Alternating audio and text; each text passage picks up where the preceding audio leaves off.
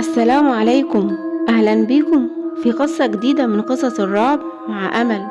يلا نبدأ الجزء التاسع من الوارث. أنا كنت فاكر إن كل حاجة بدأت توضح، لكن اللي حصل النهاردة قلب كل حاجة فوق دماغي. قعدت قدام الورقة اللي لقيتها في كتاب جدي وحاولت أفهم معناها الحقيقي، بس كل ما أقرأها أحس إن في حاجة ناقصة، حاجة لازم تتقال بصوت عالي علشان تتكشف. رحت البيت القديم اللي فيه ورشة، وأنا داخل حسيت بريحة غريبة، ريحة تراب مخلوط. كنت بحس إن في حد بيراقبني. فجأة سمعت صوت ضحكة واطية جاية من ورايا، وقبل ما ألحق ألتفت حسيت ببرودة غريبة بتسري في جسمي. أخيرا وصلت يا نور الدين، كنت مستنيك. الصوت ده كان خارج من العدم وكأنه متسجل في المكان. قلبي دق بسرعة لكني قررت أتمالك نفسي. انت مين وعايز مني ايه؟ سألته بصوت ثابت رغم أعصابي كانت مشدودة. الصمت دام لحظة، وبعدها الباب اللي ورايا اتقفل بعنف.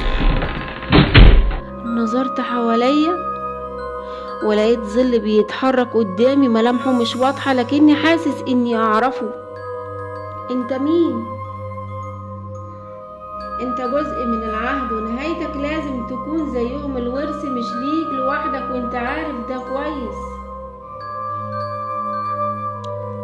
نهاية القصة. اشتركوا في القناة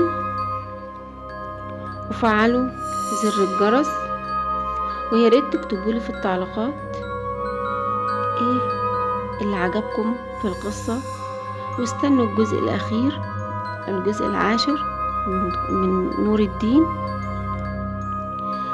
نهاية القصة، نهاية الفيديو، في نصيحة أحب أقولها لكم بخصوص موضوع الأسحار والأعمال والحسد.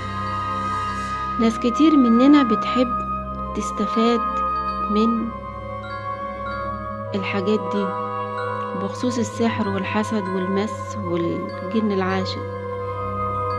طيب اكتبولي في التعليقات مين فيكم بيحس بالأعراض اللي أنا هقولها.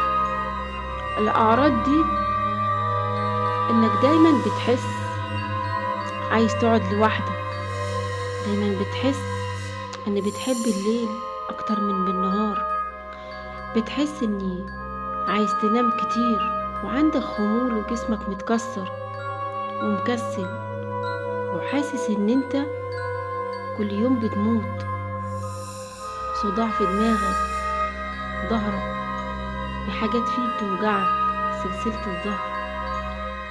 كمان في حاجة تاني، بتحس ان انت لما بتمشي كتير خطواتك بتتعب، بتحس ان ناس كتير حواليك بتبص عليك، بتحس زي ما يكون فيك حاجة وانت مش عارفها، دايما موهوم، دايما بتحس بوهم كتير، ودايما بتصدق اي حاجات كتير بتحسها زي اعراض عدم الثقة بنفسك. الاختيار، لما تختار حاجة بتحس ان انت بتتردد فيها، مش هي اللي انت اخترتها، بترجع بعديها في ثانية رأيك بيتغير. لو بتحس بالأعراض دي اكتب لي في التعليقات، وأنا بإذن الله عندي العلاج. الحمد لله رب العالمين، كله بإذن الله. بعالج السحر والمس والحسد، كل أعراض السحر بإذن الله، بإذن ربنا. خد بالأسباب، وربنا بيسبب الأسباب. على الأقل ممكن أقولك نصايح تعمل بيها بدل ما تجري على مشايخ، وبرضو السحر بيتفك بإذن الله. ما تقولش الشيخ ده افضل من التاني، وده احسن، وده هو اللي هيفك وده مش هيفك، وفي واحد هو اللي هيفك وانا واثق، والكلام ده كله. لا، ناس مننا كتير بتفتكر ان السحر اتفك، لكن بيكون لسه موجود، لسه موجود معاك. زي ستات كتير فكرت ان السحر اتفك، وبعد الجواز لسه السحر موجود.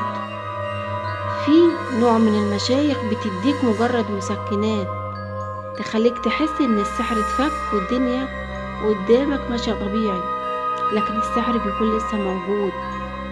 في برضه نصيحة تاني،